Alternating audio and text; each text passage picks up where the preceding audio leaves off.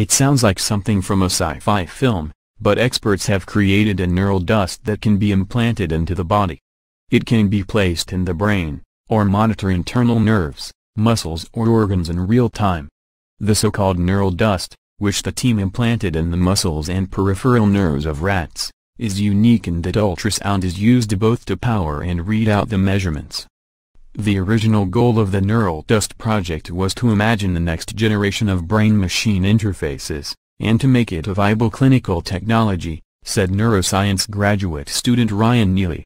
If a paraplegic wants to control a computer or a robotic arm, you would just implant this electrode in the brain and it would last essentially a lifetime. The technology also opens the door to electroceuticals to treat disorders such as epilepsy or to stimulate the immune system or tamp down inflammation. I think the long-term prospects for neural dust are not only within nerves and the brain, but much broader, said Michelle Maharbaz, an associate professor of electrical engineering and computer sciences and one of the study's two main authors. Having access to in-body telemetry has never been possible because there has been no way to put something super tiny super deep. But now I can take a speck of nothing and park it next to a nerve or organ, your GI tract or a muscle, and read out the data. Ultrasound technology is already well developed for hospital use, and ultrasound vibrations can penetrate nearly anywhere in the body, unlike radio waves, the researchers say.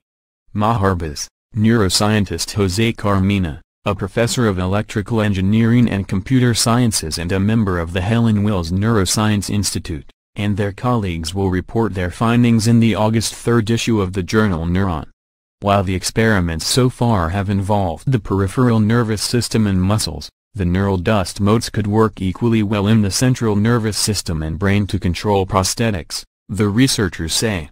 Today's implantable electrodes degrade within 1 to 2 years, and all connect to wires that pass through holes in the skull.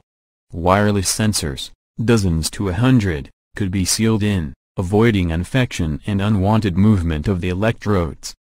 The sensors are small enough to have a good application in the peripheral nervous system, for bladder control or appetite suppression, for example, Carmina said. The technology is not really there yet to get to the 50-micron target size, which we would need for the brain and central nervous system. Once it's clinically proven, however, neural dust will just replace wire electrodes. This time, once you close up the brain, you're done. The team is working now to miniaturize the device further, find more biocompatible materials and improve the surface transceiver that sends and receives the ultrasounds, ideally using beam steering technology to focus the sound waves on individual motes. They are now building backpacks for rats to hold the ultrasound transceiver that will record data from implanted motes.